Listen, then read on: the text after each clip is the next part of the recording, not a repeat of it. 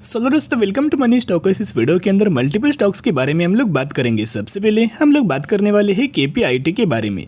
तो केपीआईटी के अंदर अगर आप आज के दिन का परफॉर्मेंस देखोगे तो जिस तरह से हमें आईटी सेक्टर के अंदर गिरावट हुआ, मार्केट के अंदर गिरावट हुआ, उस तरह से अगर आप केपीआईटी के अंदर देखोगे तो वॉलेटाइल हमें एक परफॉर्मेंस परफॉर्म किया है।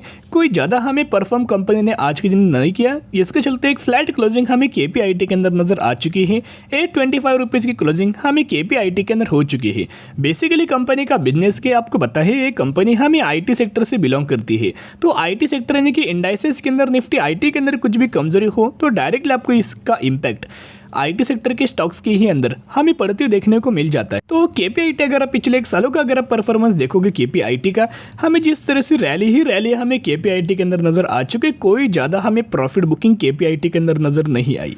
यहाँ तो हमें तेज़ी देखने को मिली, फिर बाद में आपको एक कंसोलिडेशन फेस, फिर एक तेज़ी और अभी कंसोलिडेशन फेस निकल के आ रहे हैं और फिर आपको आने वाले समय के अंदर हमें तेज़ी आपको निकल के आ सकती है। और पिछले एक साल में 42% की पॉजिटिविटी के ही अंदर रिटर्न शेयर होल्डर्स को दे चुकी है। तो चलिए सबसे पहले बात करेंगे अपडेट्स के बारे में। ये जो अपडेट्स है केपीआईटी के जो सीईओ है और एमडी है, इनकी तरफ से ही ये जो स्टेटमेंट है हमें डिलीवर हुआ है, जो कि सीएनबीसी टीवी 18 ने इस न्यूज़ को कवर किया है। किशोर पाटिल, तो इनका ही दोस्तों हमें बेसिकली एक एमडी और सीईओ का ही हमें स्टेटमेंट निकल के आ रहा है। बेसिकली कंपनी दोस्तों बिजनेस की पर इन्होंने हमें बातचीत किया है। तो कंपनी की क्या होती है, दो तरीके से ग्रोथ होती है। सबसे पहले जो ग्रोथ है, एक तो आप बोल सकते हो ऑर्गेनिक ग्रोथ है, और सेकंड जो ग्रोथ होती है इनऑर्गेनिक हमें ग्रोथ होती है। अभी ऑर्गेनिक ग्रोथ और इनऑर्गेनिक ग्रोथ को दोस्तों समझना बहुत ज़्यादा इंपॉर्टेंट होता है। अभी ऑर्गेनिक ग्रोथ में क्या होता है, बेसिकली जो कंपनी का जो अपना कोर बिजनेस होता है, कंपनी का जो कोर बिजनेस होता है वहाँ से company revenues and net profit अपना जनरेट करती है। तो यहाँ केपीआईटी का जो कोर बिजनेस है तो उस सेगमेंट से कंपनी रेवेन्यूज और नेट प्रॉफिट जनरेट करेगी। और यहाँ इनऑर्गेनिक बिजनेस होता क्या है, ओके, इनऑर्गेनिक ग्रोथ होती क्या है। बेसिकली इनऑर्गेनिक ग्रोथ की अगर बातचीत की जाए तो कंपनी क्या करेगी, एक थर्ड कंपनी को बाइंग करेंगी, छोटी सी कंपनी को बाइंग करेगी, और वहाँ से जो कंपनी है, छोटी कंपनी जो रेवेन्यूज अपना जनरेट करेगी, नेट प्रॉफिट अपना जनरेट करेगी, तो उसे इनऑर्गेनिक ग्रोथ के ही अंदर दोस्तों काउंट किया जाता है। तो इनका स्टेटमेंट देखेगा, क्या हमें स्टेटमेंट निकल के आया है।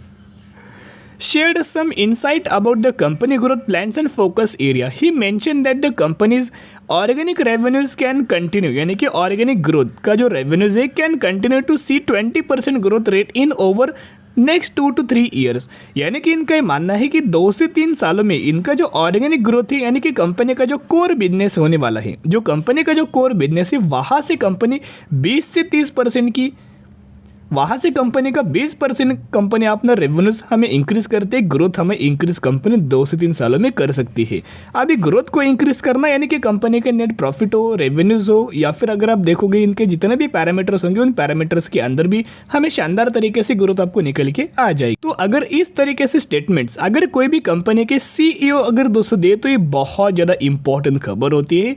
एक छोटे से अपडेट से लेकिन बहुत ज़्यादा इंपॉर्टेंट है। तो ज़रूर दोस्तों इस अपडेट्स को जरूर मिस मत करना। तो क्या हमें केपीआईटी के अंदर आने वाले समय के अंदर कंटिन्यू करना चाहिए, 100% आने वाले समय के अंदर कंटिन्यू करना चाहिए, और कब बाइंग करना चाहिए। जिस तरह से मार्केट्स के अंदर हमें गिरावट हो रही है, इसी गिरावट के अंदर बाइंग करने का सही मौका है। जब मार्केट हमें बियरिश होता है तो सेंटिमेंट्स क्या होते हैं, बियरिश नजर आते हैं, हमें हर एक सेगमेंट्स के अंदर गिरावट नजर आती है, और वो भी स्टॉक्स हमें डिस्काउंट प्राइस के ऊपर बिलोंग करती है। और जब हमें मार्केट दोस्तों बुलिश होता है तो हमें सेगमेंट्स के अंदर, सेक्टर के अंदर भी तेजी होती है, और हर एक स्टॉक्स के अंदर भी हमें तेजी मिल जाती है। तो तेजी के पीछे कहीं भी भागना नहीं है। जब हमें बियरिश मोड के ऊपर जब स्टॉक्स मिले तब उस स्टॉक्स को बाय ऑन स्ट्रेटेजी अप्लाई करना होता है।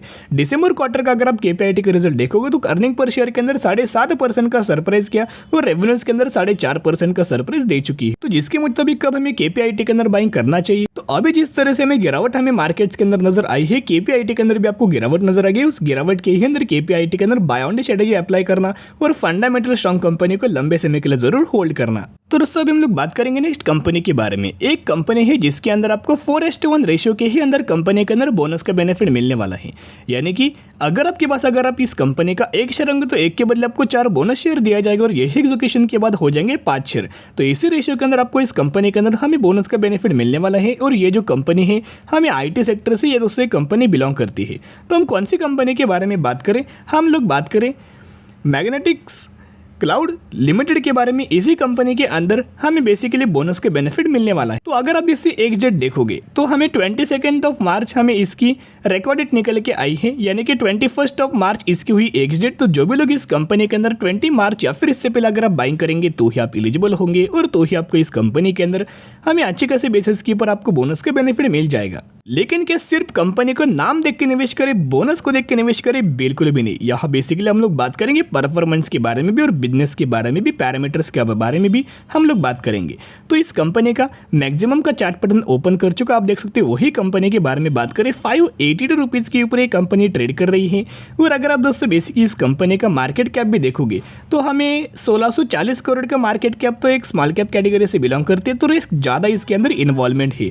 2015 से मार्केट के अंदर आई है, जब से आई है तब से 14,500% का रिटर्न शेयर होल्डर्स को बना के दे चुकी है। और अपर सर्किट और लोअर सर्किट के ही अंदर कंपनी हमें लगातार दोस्तों चल रही है। एज वेल एज अगर आप इस कंपनी का ऑपरेटिंग प्रॉफिट देखोगे 1.63 करोड़, 3.12 करोड़, 4.98 करोड़, 10.14 करोड़, तो लगातार हमें इनके ऑपरेटिंग प्रॉफिट्स के अंदर ग्रोथ है। और अगर आप इनके नेट प्रॉफिट देखोगे 0.48 करोड़, 1.70 करोड़, 2.81 करोड़, 4.76 करोड़, तो नेट प्रॉफिट्स के अंदर भी ग्रोथ है और इनके अर्निंग पर शेयर के अंदर भी लगातार हमें ग्रोथ निकल के आ रही है। लेकिन दोस्तों ये जो कंपनी है, फंडामेंटल तो कंपनी बहुत ज़्यादा स्ट्रॉन्ग है, आईटी सेक्टर से ही कंपनी बिलोंग करती है।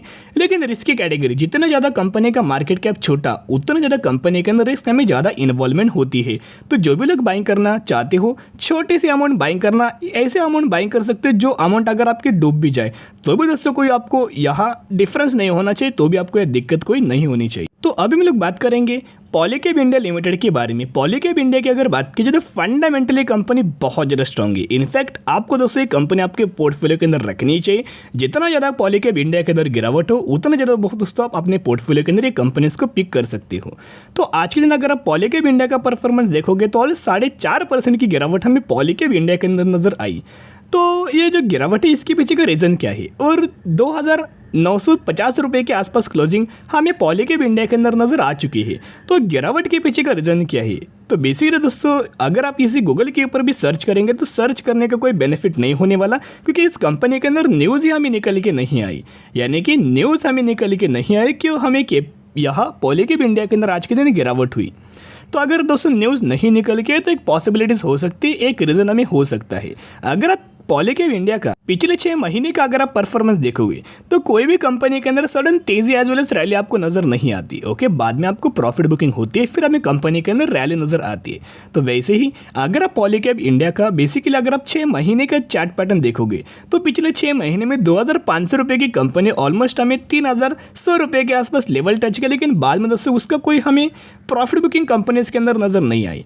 तो वही प्रॉफिट बुकिंग मे बी हमें करंट बेसिस के ऊपर नजर आई है, क्योंकि मार्केट हमें बियरिश मोड के अंदर और बियरिश मोड के अंदर हमें प्रॉफिट बुकिंग हमें अच्छी कंपनीज के अंदर भी नजर आती है और बुरी कंपनीज के अंदर भी नजर आती है। लेकिन डिफरेंस इतना होता है कि अगर अच्छी कंपनीज के अंदर प्रॉफिट बुकिंग आई तो उस कंपनी को बड़ी अपॉर्चुनिटी होती है, तो बाय ऑन स्ट्रेटेजी अप्लाई करना चाहिए और उस टाइप की कंपनीज को जरूर लंबे समय के लिए होल्ड करना चाहिए। यही दोस्तों एक रीजन था कि किस वजह से हमें गिरावट हो सकती है। सेकेंड, अगर आप दोस्तों यहाँ देखोगे तो आपको पता होगा कि कंपनी लीडरशिप के अंदर बिलोंग करती है, जो कि केबल्स एंड वायर्स की सेगमेंट्स के अंदर कंपनी लीडर है। तो इसके चलते अगर आप इंडिया का अगर मार्केट शेयर देखोगे तो 24% का स्टेक हमें इंडिया के ही अंदर कंपनी का नज़र आ रहा है। तो यह भी दोस्तों पॉजिटिविटी के ही अंदर पर निकल के आ रहा है। लेकिन जो कंपनी का जो बिजनेस है, जो कि केबल्स एंड वायर्स का, उस तरह से कंपनी के पैरामीटर्स के अंदर भी हमें जंप आ रही है।